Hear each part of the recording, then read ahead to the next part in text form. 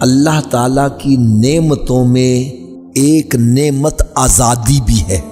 یہ اللہ تبارک و تعالیٰ نے ہمیں جو پاکستان عطا کیا ہے، یہ کتنی بڑی نعمت ہے یار، کتنی بڑی نعمت ہے۔ اس کی قدر پوچھنی ہے تو بھائی جموں کشمیر والوں سے پوچھو، جو پتہ نہیں کتنے اپنے نوجوان بچے شہید کروا چکی ہیں، کتنی عورتوں کی عزتیں لٹ چکی ہیں، ہندوؤں کے تسلط سے آزادی حاصل کرنے کے لیے کتنی بھاری وہ قیمت دے رہے ہیں اور ابھی تک کامیاب نہیں ہو رہے۔ اور یقین جانو خدا کی قسم ہمیں اس پاکستان کی قدر نہیں ہے، اس لیے کہ ہمیں مفت میں مل گیا ہے۔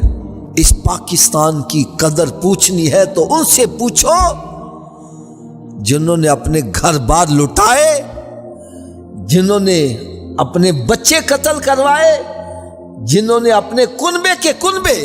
حضرت صاحب ہم یہاں ایک مکان میں رہ رہے ہیں، اگر ہمیں صرف مکان تبدیل کرنا پڑ جائے، صرف یہاں سے لے کر مکان دوسری طرح سامان لے کے جانا پڑ جائے تو کتنے مہینے بندہ سیٹ ہی نہیں ہو پاتا۔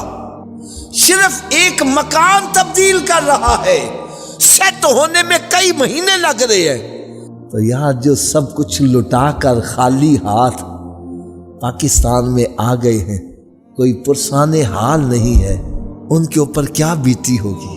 اچھے بھلے مکان بستے ہوئے، راشن پڑا ہوا ہے، کھانے چیزیں سب موجود ہے، لیکن چھوڑ چھاڑ کے سب کچھ صرف اس نیت سے کہ ہمیں پاکستان مل جائے گا، وہاں ہم آزادی سے زندگی بسر کریں گے۔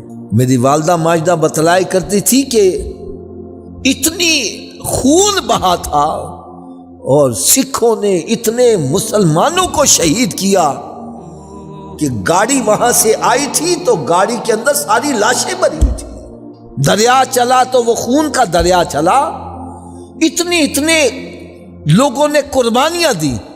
اور مقصد صرف کیا تھا، میں اس پہ بھی ایک افسوس کا اظہار کروں گا، آج ہم نے وہ مقصد بھلا دیا ہے۔ مقصد کیا تھا؟ پاکستان کا مقصد کیا؟ لا الہ الا اللہ محمد رسول اللہ۔ یہ ایک نعرہ لگا تھا، اس نعرے کی وجہ سے یہ پاکستان ماض وجود میں آیا تھا کہ ہم ہندوستان میں رہتے ہیں، وہاں سکھ ہیں، عیسائی ہیں، ہندو ہیں، اور بندہ کھل کے عبادت نہیں کر سکتا، اپنے مذہب کے اوپر عمل نہیں پیرا ہو سکتا، تو لہٰذا اس کے لیے ایک علیحدہ سلطنت مل جائے جس میں وہ جہاں جا کر آسانی سے اپنے اسلام کے اوپر اپنے شعائر جو ہے وہ صحیح طریقے سے ادا کر سکے۔ تو یہ ایک مقصد تھا جس کے لیے دو قومی نظریہ پیش کیا گیا کہ ہندوستان صرف ایک نظریے کا نہیں ہے، یہاں دو قومی نظریے ہے، ایک ہے مسلمان اور ایک ہے ہندو، لہٰذا یہ دونوں اکٹھے نہیں رہ سکتے، مسلمانوں کے لیے علیحدہ ملک ہونا چاہیے۔ اور ملک بنانے کی مقصد کیا تھا؟ وہ مقصد نعرے میں دیا گیا۔ پاکستان کا مقصد کیا؟ لا الہ الا اللہ۔ پاکستان کا مقصد کیا؟ لا الہ الا اللہ۔ یہ ایک نعرہ ایسا گونجا تھا کہ جس نے بھی سنا اس نے کہا ٹھیک ہے، میرا گھر بار جاتا ہے چلا جائے، رشتہ دار کرتے ہیں کٹ جائے، مجھے پاکستان چاہیے۔ پاکستان کی قدر تو ان کو تھی، ہمیں بنا پاکستان مل گیا مفت میں، آنکھیں کھولی تو پاکستان میں ہی ہے۔ آج ہر بندہ اس کو لوٹنے میں لگا، وہ مفت میں جو چیز میں مال مفت دل بے رحم۔ آج آزادی کی خوشی کیسے منائی جا رہی ہے؟ موٹر سائیکلوں کے سلنسر نکال کے پاں پاں کرتے ہوئے جا رہے ہیں۔ کوئی محلے میں مریض ہے، کوئی بیمار ہے، ایک بندہ بیچارہ ہارٹ کا پیشنٹ تھا، گلی میں سے وہ سلنسر نکال کے بڑی فل والیوم سے قریب سے گزرا، اس کو ہارٹ اٹیک ہوا، بیچارہ انتقال کر گیا۔ ہم نے عجیب طریقہ بنا لیا ہے۔ خدا را ہونا تو یہ چاہیے کہ جب یہ آزادی کا دن آئے ہم اللہ تعالیٰ کی بارگاہ میں سجدہ ریز ہو جائیں، شکرانے کے نفل ادا کریں۔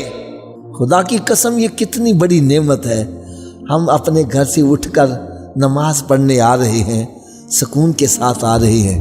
ہمارے ایک بزرگ بتلاتے تھے، کہنے لگے ہم نماز پڑھنے کے لیے جب مسجد تک آتے تھے، کسی کے باہر خنزیر بندھا ہوا ہے، کسی کے باہر کوئی چیز بندھی ہوئی ہے، مجبوراً جانا پڑتا۔ یقین جانو کیسا بھی پاکستان ہے، باہر کے ملک میں چلے جاؤ، پاکستان کی قدر محسوس ہوتی ہے۔ خدا کی قسم میں کہتا ہوں یہ اللہ تعالیٰ کا ہمارے پر بہت بڑا احسان ہے۔ یار جو لوگ امریکہ میں رہ رہے ہیں، انگلینڈ میں رہ رہے ہیں، کئی سال گزر جاتے ہیں، ان کے کان میں اذان کی آواز نہیں پڑتی۔ مسجدوں میں مسجدیں ہیں لیکن سپیکر پہ اذان دینے کی اجازت نہیں ہے، اور مسجدیں بھی ہیں تو کئی میل کے فاصلے سے ہیں۔